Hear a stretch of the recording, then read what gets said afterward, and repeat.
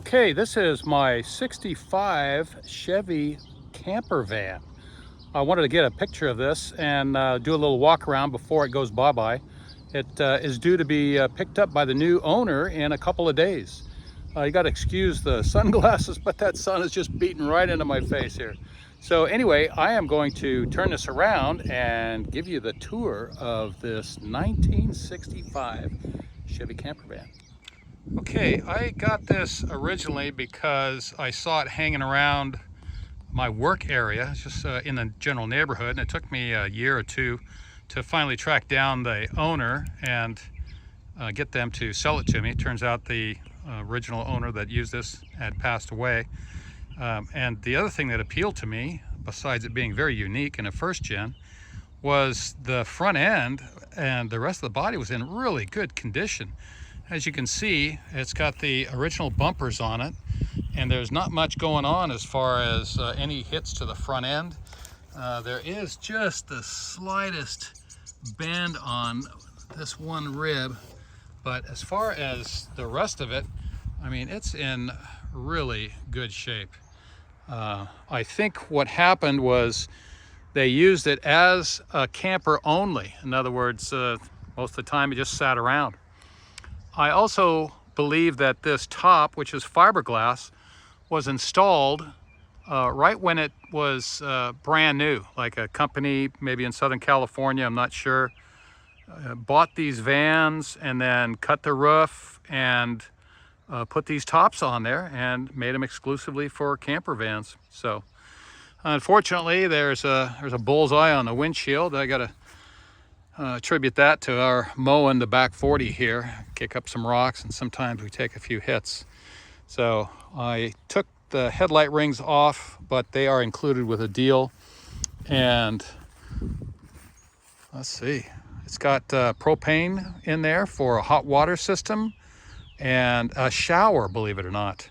So the propane system is down below. It's accessible from that little panel right there, which you have to undo with screws, and then the cover for the rest of the hot water system is right in there.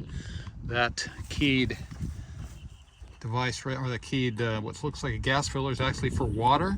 We've got a big water tank behind here, and that is for that fresh water. I have a small sink in there, and also a like I said, the shower system, which is really unique for this van. It's pretty small.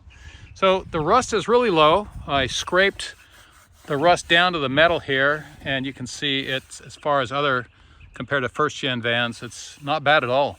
So you got some other stuff going on here with windshield, and that's probably not too bad, but you really can't tell until you pull the windshield out and take a look at that bad boy. Of course, they're gonna have to do that because they got a bad windshield, and that's gotta go. So these running boards on the side are very solidly built. It's just, you can jump up and down on them, and it's just no problem at all. So that on both sides, just really, really nice. The awning there pulls out like one of those old style drapes, or like a pull down curtain type of thing. I don't know the best way to describe it, but it does work, and it's nice to have a little awning right out your side doors for the times when you're out there camping. So let's go around to the back here. They've got the all the steel wheels, steel rally wheels, and one little thing there. I don't know how that happened. It doesn't seem to be any Bondo there, but like I've said many times, I'm not a body guy. The back end has been hit a little bit, but not too bad. I mean, a lot of times these things are just wiped out, hammered. This one is in really good shape. It's got the trailer hitch. It's wired for trailer lights, and it's also got an old style trailer brake that is hydraulically actuated. Got a line coming off the single reservoir master cylinder, and that goes to a controller which actuates electric brakes.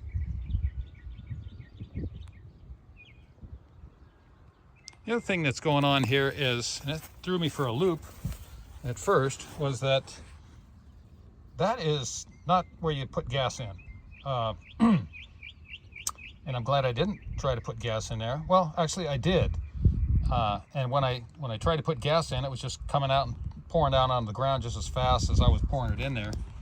So they turned they turned that into like a reservoir for catching the gray water from that shower, and that's built right behind those back doors. So there's really nothing that you can see back here except a couple of, some build from the shower thing, and I think that was definitely aftermarket. The guy did a lot of other things in here. I'm going to show you the inside on a separate reel. But a couple of pop-out windows. There's one there, two on the side, and they're in really good shape. So as far as how bad these things get, so it's always nice to see a pop-out window in decent shape. We're going to leave those in there and let the new owner deal with it. Of course, I wouldn't want to keep a pop-out window on the back one. There's no circulation, there's no reason for it. It'd be nice just to have a spare for the two side windows.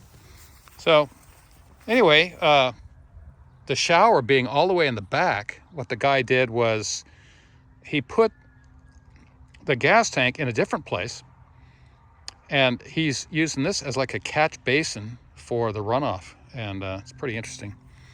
Very creative. So the gas tank is inside the side doors, next to the battery compartment, the battery original tray that you lift up. You take the lid off and you look into the battery and you see the end of the fuel tank. And that's the way you fill it up. Pop open the side doors, lift up a piece of wood, and start filling it up. Not sure how big that gas tank is. Anyway, turns out it's a standard 10 bolt rear axle, 3-to-3 ratio, which is the common one for our vans, and it's got front and rear stabilizer bars.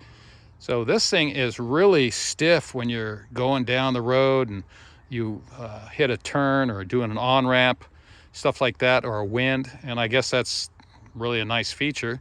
They're aftermarket stabilizer bars. I've never seen any like that, and they're really thick. They're like an inch and 1/8 inch and a 1/16, I can't remember, but they were bigger than the standard second gen stabilizer bars. Then of course the second gen never had an option for a rear stabilizer bar from the factory that I know of. So when we got this, we basically just towed it over here and left it in the field, and there it sat for a couple of years. So now it's all about trying to get it sold. Actually, we listed it on Facebook and it sold in a relatively short amount of time. And there's the aluminum headlight rings I'm going to give the guy. This is how we're operating the engine right now off of that 1 gallon container. The fuel was not picking up off of the stock tank, and we needed to be able to at least move it around. So that's our current system. It'll make it onto the trailer and be able to go around the new owner's property and wherever he needs to do it. His plan is to fix it all up. Apparently when he was like 20 years old, he had a 64 and had a lot of good times in it. He camped out in it, and then I guess it got so rusted that they ended up getting rid of it. So you can see the track for the privacy curtains going all the way around, and the rest of this we can explain on the interior build portion when we look at the inside on another video.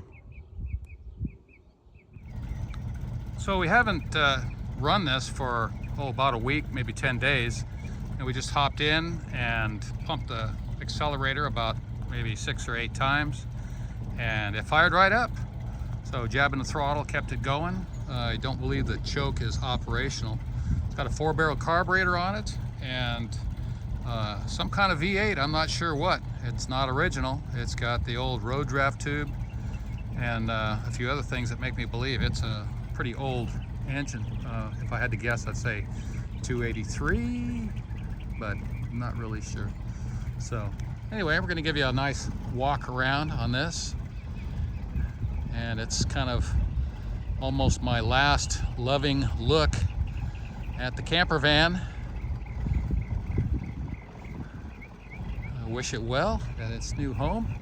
I love that it's going to a place where they had a lot of good memories about camping in this van, and both the husband and the wife, who are, I don't know how old, 50s, 60s, that they have plans to fix it up and go and well, maybe relive a little bit of their youth. So it does have just a little bit of bubbles on the bottom of the doors, and that's from them piling insulation in there.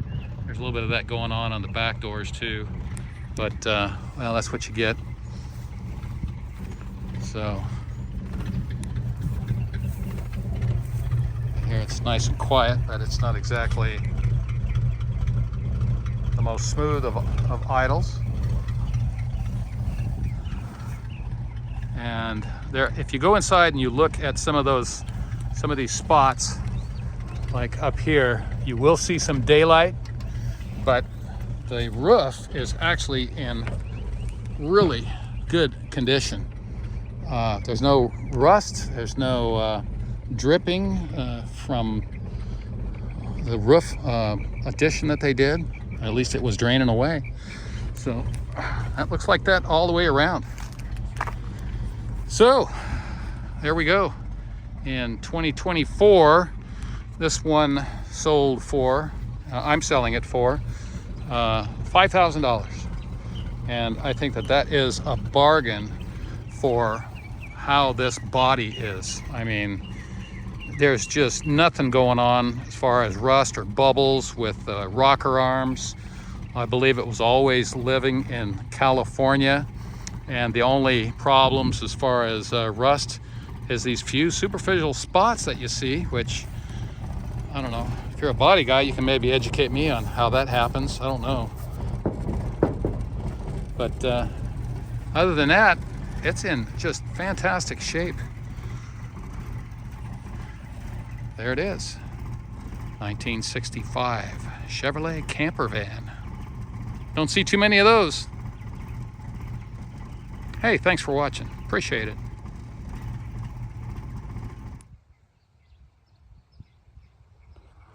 One thing that we look for on these vans as an indication of how much wear and use these things have had is these front doors. Now, that front door is going to probably get more usage than any other door, unless you just park it somewhere and do a lot of camping out of the side. And we have to reach inside here to open the door.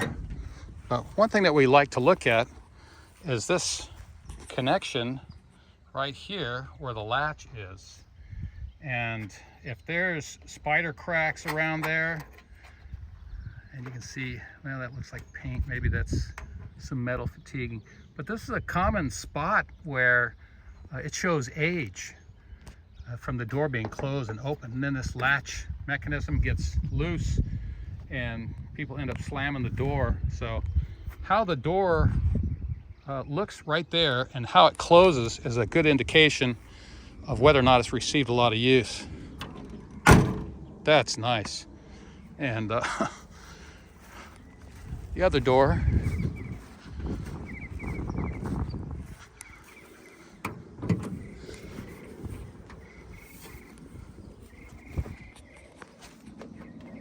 basically the same thing. Not a lot of wear. We threw in a couple of door panels and some other parts of the front emblem so that they could get a nice start. Let's see how this one closes.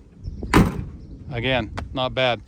It does seem to not want to close, so let's try it again, a little harder. Okay, so it takes a touch. That's low mileage, or at least low usage.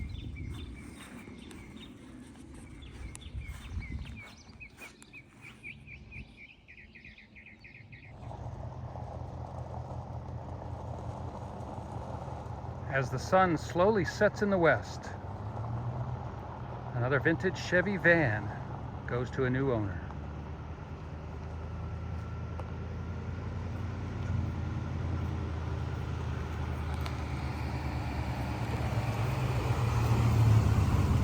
Take care. Yeah.